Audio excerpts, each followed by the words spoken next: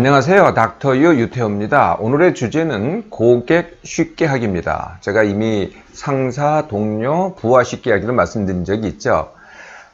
일하러 가면은요, 두 가지 사람을 만납니다. 한쪽에는 말씀드린 상사, 동료, 부하, 또 협력업체가 있다면 협력업체 직원이 있겠죠. 다른 쪽에 고객이 있습니다. 고객은요, 내가 만드는 물건 또는 내가 제공하는 서비스를 돈을 주고 사는 사람입니다. 만약에 고객이 없다면 내가 하는 일이 존재할까요? 네, 고객이 없으면 일도 존재하지 않습니다. 그러니까 고객이 사실은요, 동료보다는 훨씬 더 중요합니다. 판매업이나 서비스업, 그리고 영업을 하는 사람들은 반드시 고객을 상대로 합니다. 공무원도요, 고객을 상대로 하죠. 네, 누가 고객일까요? 네, 국민이 고객입니다. 선생님이나 교수도 고객이 있습니다. 네, 누굴까요? 학생입니다. 저 같은 의사는 환자가 고객이 되겠죠. 직접 제조만 하는 사람들은 사실은 고객을 상대하지 않습니다. 주로 상대하는 사람들은 동료, 그리고 협력업체 직원이 되겠죠. 실제로요, 동료의 수보다는요, 고객의 수가 많은 경우가 훨씬 많습니다. 네, 그러다 보니까요, 힘든 고객이 있겠죠. 네, 고객이 힘들면은 뭐라고 하나요? 네, 요새는 전부 다 진상이라고 하더라고요. 진상 고객. 제가 수련 받을 때, 제가 레지던트일 때 환자가 막 속을 썩이잖아요. 그러면은 이제 저희들끼리는 짱돌이라 그랬어요. 네, 그런데 이런 말을 잘 쓰지는, 요새도 쓰는지 모르겠지만은, 네, 일반적으로는 잘 이런 말을 안 쓰고요. 진상 고객이라고 하더라고요. 진상 자체는 그렇게 나쁜 말은 아닙니다. 진상, 실제의 모습이라는 말이거든요. 예, 그런데 이제 조금 고객의 실제 모습이 그렇다. 그래서 요새는 이제 그게 낮추는 말이 됐습니다. 진상 고객 하면은요, 네, 이게 다 고객의 문제로 우리가 이제 고객이 어째서 이렇게 고객의 문제로 생각하기가 쉽잖아요. 근데 그럴 턱이 없습니다. 물론 고객에도 문제가 있지만은요, 사실은 물건이나 서비스를 만드는 회사, 그리고 그것을 직접 제공하는 이 세 가지 요소가 합쳐진 게 바로 힘든 고객 또는 진상 고객이 되는 거죠.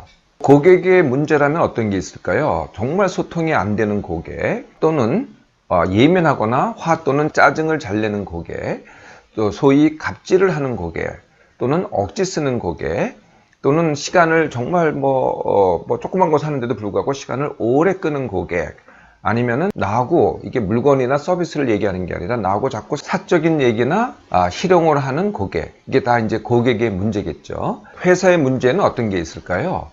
네, 고객을 기다리게 한다. 이거 굉장히 흔히 일어나는 일이죠. 물건이나 서비스를 제공하는 시스템, 네, 이게 문제가 있습니다. 그러거나 아니면은 과잉으로 하거나. 대표적인 예가 전화 서비스가 있는 것 같아요. 전화 서비스. 114에 전화해 보시나요? 예, 그러면 일단 이게 바로 연결되는 경우가 없어요. 거의 다 이제 기다려야 되겠죠. 두 번째는요, 굉장히 친절하게는 해요. 그런데 이 요점을 얘기하는 게 아니고요, 굉장히 과잉되게 얘기를 합니다. 네, 그냥 바로 문제를 해결해 주면 될 것 같은데, 어떻습니까? 정말로 과잉이 많죠. 네, 세 번째는요, 이 물건이나 서비스 자체에 문제가 있습니다. 네, 이 자체가 문제가 있는 거고요. 네 번째는 이걸 이제 제공하는 시스템에 문제가 있는 거죠. 네, 어떻게 제공한다. 이 시스템에 또 문제가 있는 거고요. 아니면은 물건이나 서비스 때문에 피해를 입었다. 네, 이런 경우도 있고요.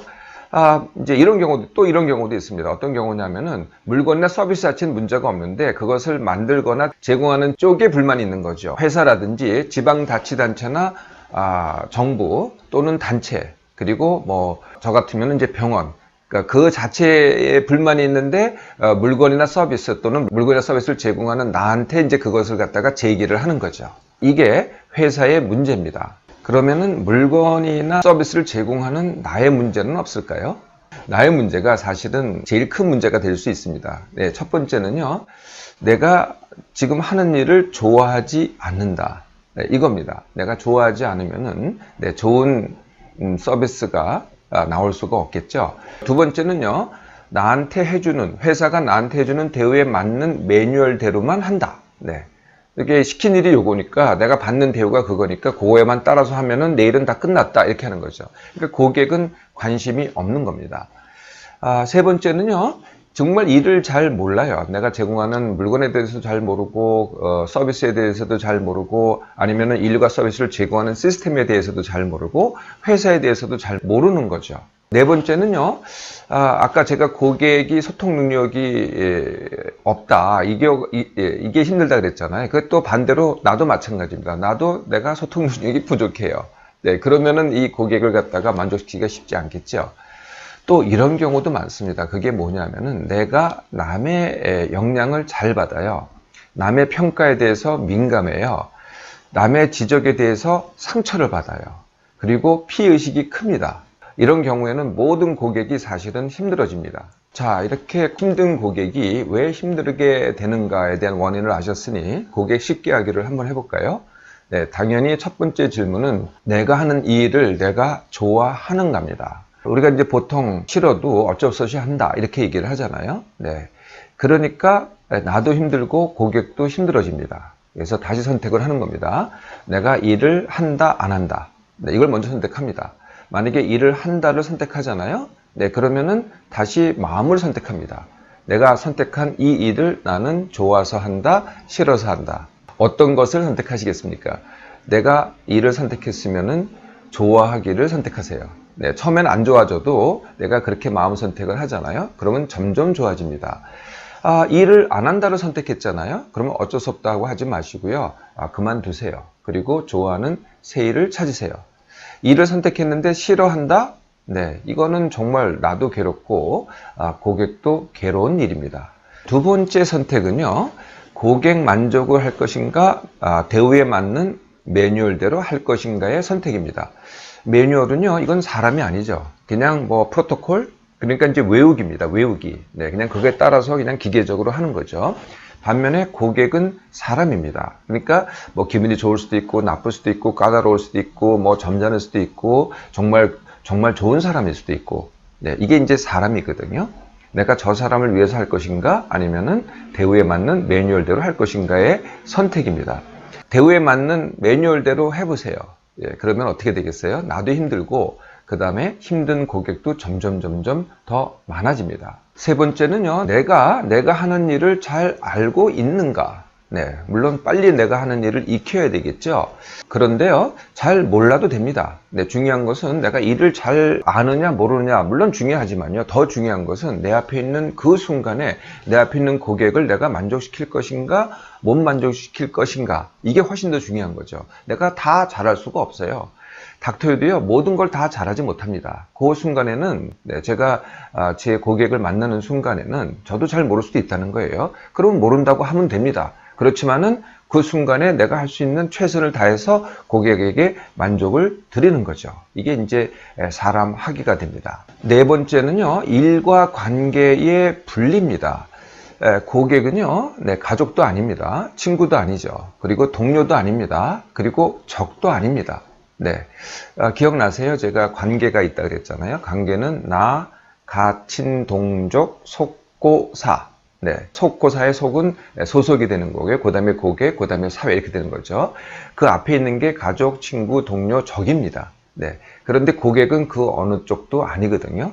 네, 그런데 고객이 있어야만 내가 일을 할 수가 있어요. 굉장히 중요하죠. 그렇지만은 관계는 아니라는 거죠. 상대방이 고객이 어떻게 나와도 그거는 관계하기는 아닙니다.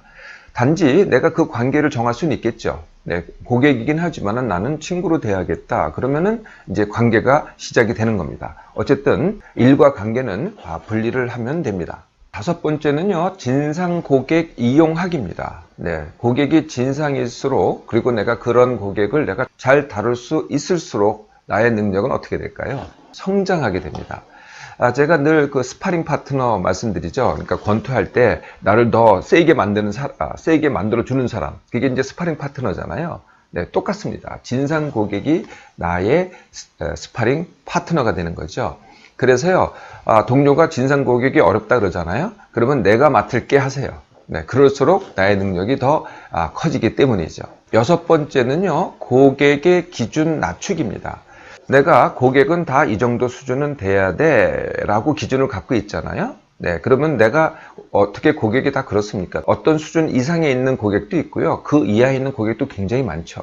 네, 근데 그 이하에 있는 고객을 만나면 어떻게 되겠어요? 네, 그러면 나도 스트레스, 그 고객도 스트레스가 되겠죠. 고객이 보통 수준은 돼야 된다. 예, 그렇게 기준을 맞추면 어떻게 되겠어요? 역시 마찬가지입니다. 그 이상에 있으면 괜찮지만 그 이하에 있는 고객은, 진상 고객은 또 스트레스가 되겠죠. 반면에 나의 기준이요. 고객은 다 진상이다. 이렇게 기준을 맞추면 어떻게 되겠어요? 네, 그러면은 매일매일 감사하게 됩니다. 항상 진상 고객은 사실 몇 명 안 돼요. 네, 그리고 전부 다 보통이거나 아니면은 정말 품격을 갖춘 고객들이 대부분이죠. 그러면 어떻게 돼요? 네, 신나고 감사한 일이 됩니다. 내 기준에 따라서 내가 만나는 사람이 나한테 이 기쁨이냐 아니면은 괴로움이냐가 사실은 또 결정이 됩니다. 이제 한 가지 남았습니다. 반복되는 고객의 지나친 요구. 이거는 단호히 거절해야 됩니다. 네, 자꾸 이 똑같은 요구가 반복된다. 한 번은 이제 내가 들어주죠. 네, 지나친 요구라고 하더라도 한 번은 들어줄 수 있지만 이게 반복되잖아요. 그러면 어떻게 되겠어요? 이 사람은 내가 만족시킬 수 있지만은 이 사람으로 인해서, 이 고객으로 인해서 다수의 다른 고객이 피해를 입게 됩니다. 예, 그러면 잘 판단하셔서 반복된 지나친 요구는 거절해야 됩니다. 자, 어떠세요? 고객 쉽게 하기. 또 여러분만의 노하우가 있겠죠?